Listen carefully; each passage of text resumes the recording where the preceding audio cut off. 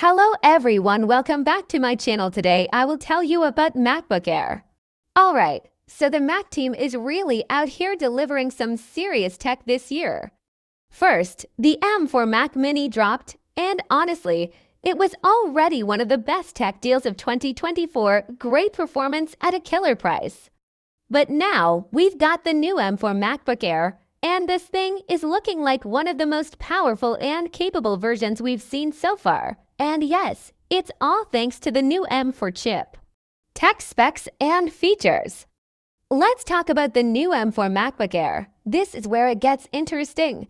The starting memory is now 16 gigabytes. And it gets a slightly larger battery, better Thunderbolt support, a fresh 1:MP webcam, a new color, and the price is still the same, just $999 for the base model. That's really a sweet deal. Now, when we look back at the MacBook Air over the years, it's kind of funny. At first, it was this super slim and innovative laptop, but it wasn't exactly practical, missing ports, a bit underwhelming in some areas. Then, over time, it became more refined, a bit outdated here and there, but still improving with every update. The MacBook Air eventually became the easiest laptop to recommend at $999. But then, with the M2 chip and higher base storage, Apple bumped the price to $1,199, and I think a lot of people just accepted that price bump. But now, we're in 2025, and we've got the M4 chip, and the price is back down to $999 for the base model, which, honestly, is kind of awesome. Design and build. Now, as for the physical changes, well, not much has changed. It's still that super thin and lightweight MacBook Air with the familiar aluminum body. You've got your keyboard, two USB-C ports, MagSafe charging, a headphone jack, and the same 60Hz LCD display with a notch at the top. Pretty much the same MacBook Air we know and love. If you want to get into the tiny details, though, the mute button icon has changed, and now we have a 1:MP center stage webcam that can follow you around the frame. I personally turn it off every time, but it's a cool feature if you like it.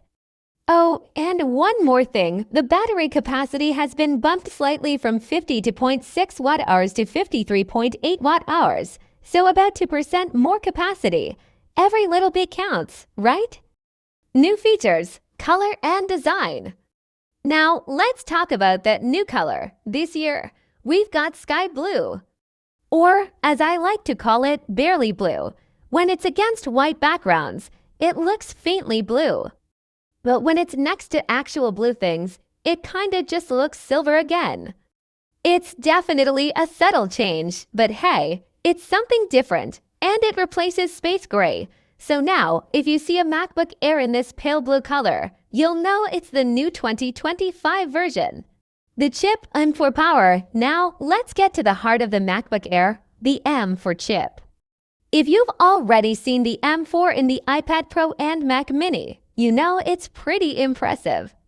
The big difference with the M4 chip in the MacBook Air is that it's passively cooled, meaning no fans inside, which is awesome for noise control.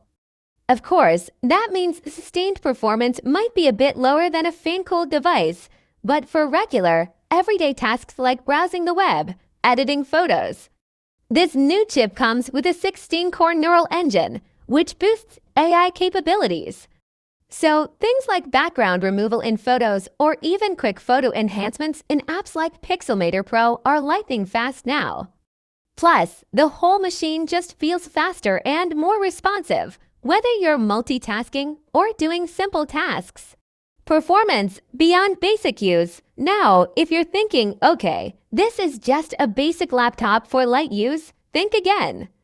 The M4 chip has elevated the MacBook Air to a level where it can handle tasks that used to require a MacBook Pro.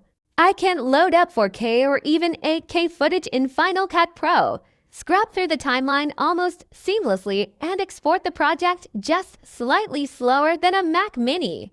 Now, don't get me wrong, most people will never need to do that on a MacBook Air, but it's amazing to know that you could if you wanted to. For most users, though, this laptop will be more than capable for everyday tasks, video calls, 20 Safari tabs open, switching between apps, etc. Improvements, displays, and 6K support. One of the complaints I've heard from previous MacBook Air owners is the lack of support for 6K displays while keeping the lid open.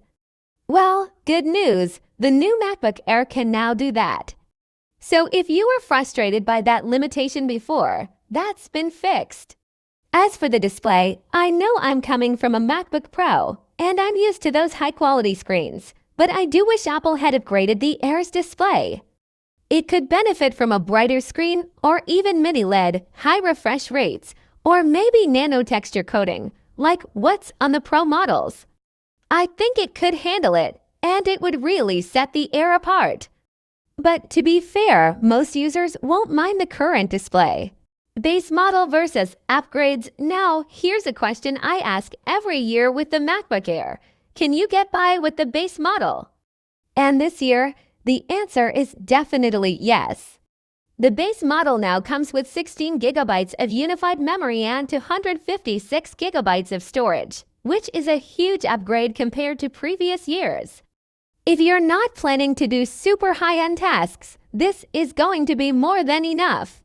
Of course, the storage and memory upgrades are still a bit pricey, but at $999 for the base model with 16 gigabytes of RAM, it's a great deal.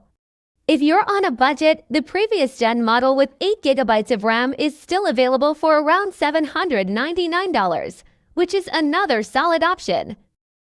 All in all, the new M4 MacBook Air is a fantastic laptop, powerful, affordable, and still just as sleek as ever. It might not have huge changes this year, but it's a great time to buy if you want a solid machine that'll get the job done without breaking the bank. Thanks for watching, and don't forget to hit that like button if you enjoyed the video. I'll catch you in the next one. Peace.